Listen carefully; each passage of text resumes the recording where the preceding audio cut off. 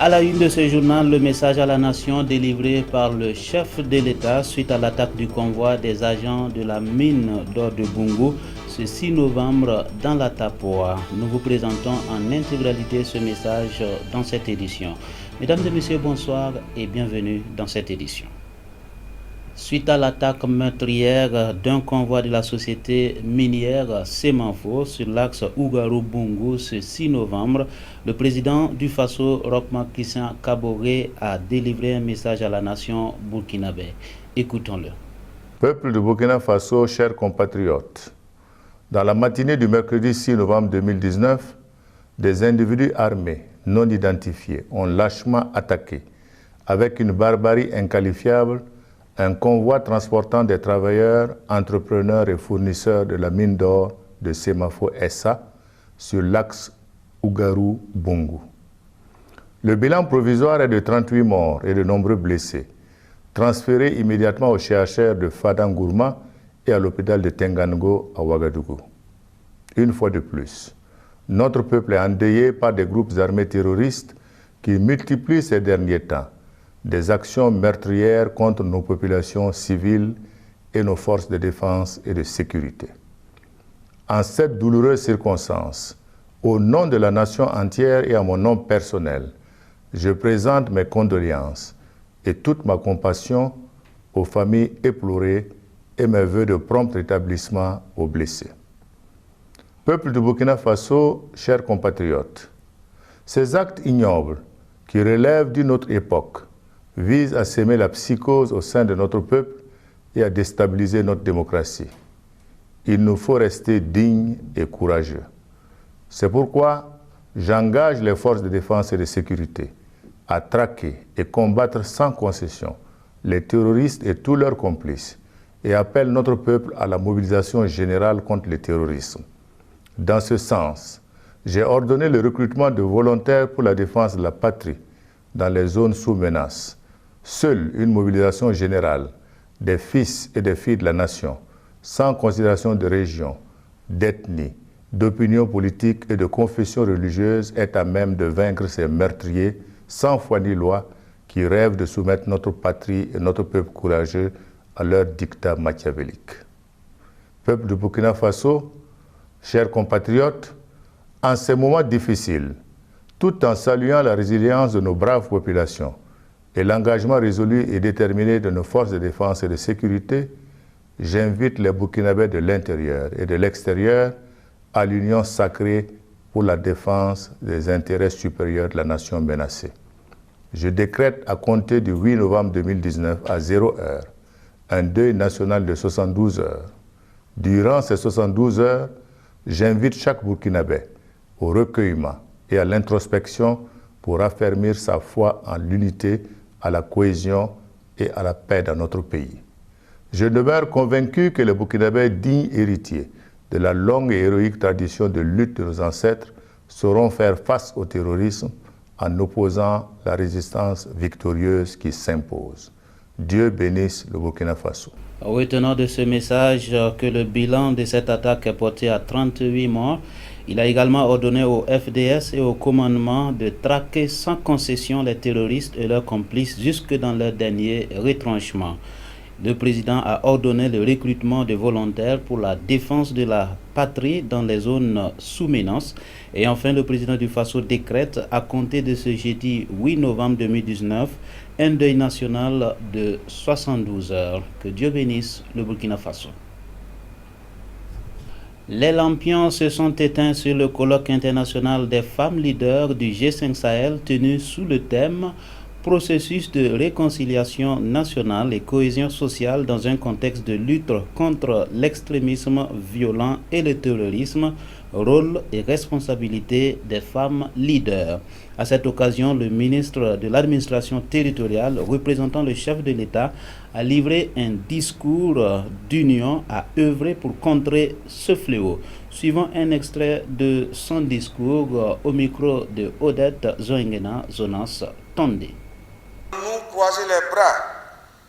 Que devons-nous faire face aux forces du mal qui ont fait le choix de la violence comme seul moyen d'expression de leurs idées? La réponse, nous le savons tous, ne peut être du ressort seul de nos États. Elle doit être multidimensionnelle et avoir trois principaux axes. Le premier axe, c'est notre capacité à renforcer nos forces de défense et de sécurité afin qu'elles assument les responsabilités de défense de l'intégrité du territoire, de la protection des populations et des biens.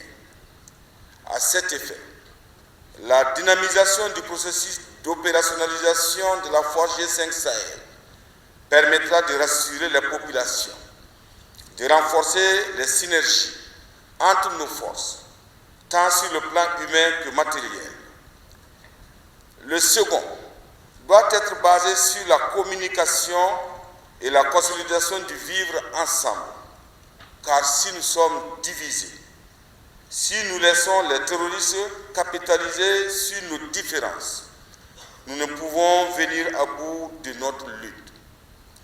Plus que jamais, nous devons nous unir malgré nos différences et nous focaliser sur ce qui menace aujourd'hui notre survie commune. Le troisième axe concerne l'effective implication des femmes dans toutes les initiatives à la fois nationales et locales de prévention de l'extrémisme violent, de promotion de la cohésion sociale et de promotion de la réconciliation nationale dans la vérité et la justice. Hors de chez nous, nous parlons cinéma et c'est en Thessalonique où le Festival du film de Thessalonique célèbre ses 60 ans. C'est un rendez-vous international du cinéma en Grèce jusqu'au dimanche. C'est un rendez-vous incontournable du cinéma en Grèce. Le Festival international du film de Thessalonique célèbre ses 60 ans. Au programme jusqu'à dimanche, de nombreux courts et longs métrages du monde entier, mais aussi des masterclass et autres événements parallèles. Le festival n'a cessé d'évoluer ces dernières années et cela se vérifie pour cette édition 2019, comme l'explique son directeur.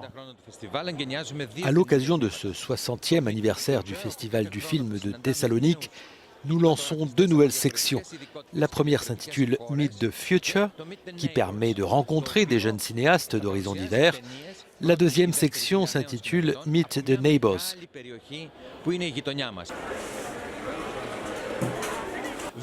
Cette année, le critère de sélection pour la compétition internationale était l'Overview Effect, ce phénomène qui permet aux astronautes de voir la Terre comme un ensemble sans frontières, une maison commune, sans différence. Voyons 2 de ces films sélectionnés. La rencontre entre une professeure de chinois et un étudiant est au cœur du film Wet Season. Le réalisateur Anthony Chen y explore l'identité féminine à l'aube des 40 ans, minée par des problèmes de vie privée. J'ai toujours été attiré par les personnages féminins et par l'identité féminine. J'avais déjà exploré un peu ce thème dans mon premier film, donc ce film s'inscrit dans la continuité. Quelque part, j'étais obsédé par une femme de 40 ans, vous savez, qui entre dans une autre phase de sa vie et qui traverse une crise. Autre film, Liliane, du réalisateur autrichien Andreas Horvath. L'histoire vraie d'une immigrée russe à New York dont le visa vient d'expirer et qui décide de rentrer à pied dans sa Russie natale. Elle entame alors un long voyage, un road movie au cœur de l'Amérique. Je souhaitais donner une vision très documentaire de l'Amérique d'aujourd'hui. Mais la partie fiction du film, c'est le voyage de Liliane. Je pense que le film peut aussi être vu comme un conte de fées. J'aimerais en tout cas qu'il soit vu ainsi, pas seulement comme un documentaire dramatique. La justice internationale condamne l'ex-chef rebelle congolais Ntaganda à 30 ans de prison. Les juges ayant retenu la gravité des crimes contre lui, c'est le verdict donné par la CPI, la Cour pénale internationale. L'ex-chef de guerre congolais Bosco Ntaganda, il s'est vu infliger tout à l'heure par les juges de la CPI une peine de 30 ans de prison. Stéphanie Mopa, bonjour. Vous êtes notre correspondante à La Haye. Cette peine, 30 ans, c'est la peine la plus lourde jamais prononcée par la juridiction basée à La Haye. Oui, effectivement, et c'est aussi la peine qu'avait requise le procureur, hein, et en écoutant cette sentence ce matin, Bosco Ntaganda est resté impassible comme il l'a été tout au long de ces années de procès. Alors les juges ont retenu notamment la gravité des crimes, hein, pour pouvoir déterminer cette peine, notamment les meurtres, les déportations, le pillage de biens, la destruction de biens aussi, et le viol de civils et de jeunes filles qui avaient été enrôlées de force dans la milice de Bosco Ntaganda et leur mise en esclavage sexuel. Et ils ont aussi retenu comme circonstance aggravante le fait que ces crimes ont été commis avec une extrême cruauté. Alors les juges ont rejeté toutes les circonstances atténuantes qu'avaient avancées les avocats de Bosco Ntaganda, et notamment le fait qu'il avait été victime du génocide au Rwanda en 1994. À cette époque, il s'était enrôlé dans le Front patriotique rwandais. Il faut dire que Bosco Ntaganda avait une très longue carrière de milicien, et ces faits-là, eh bien, les avocats avaient tenté de le défendre à l'audience et tenté de dire que c'était une circonstance d'atténuante, mais au contraire, eh bien, les juges ont retenu cela comme circonstance aggravante. Ils ont en revanche rejeté, hein, la demande de certaines victimes qui souhaitaient que Bosco Ntaganda soit condamné à la prison à vie. Voilà, il est détenu depuis 2013, hein, Alain, vous le disiez. Ntaganda qui a déjà fait appel, hein, de cette condamnation en attendant la décision des juges sur le verdict aujourd'hui. Oui, effectivement, hein, c'est-à-dire il avait été condamné début juillet, reconnu coupable de crimes contre l'humanité et de crimes de guerre début juillet. Son avocat avait immédiatement fait appel, maintenant c'est la sentence, et son avocat peut encore faire appel de cette sentence, donc il a 30 jours pour le faire. Pour l'instant, on ne sait pas encore, hein, quelle va être la décision. Par contre, il y a une procédure qui est déjà enclenchée depuis le verdict du mois de juillet et qui concerne les réparations en faveur des victimes. Alors c'est des procédures qui sont en général assez longues, mais c'est en cours, et donc plusieurs victimes peuvent demander des réparations à Bosco Ntaganda. Il est né le Sauveur du monde, Jésus-Christ. C'est avec ce message d'espérance que nous mettons fin à cette édition. Excellente soirée à toutes et à tous. Que Dieu bénisse le Burkina Faso.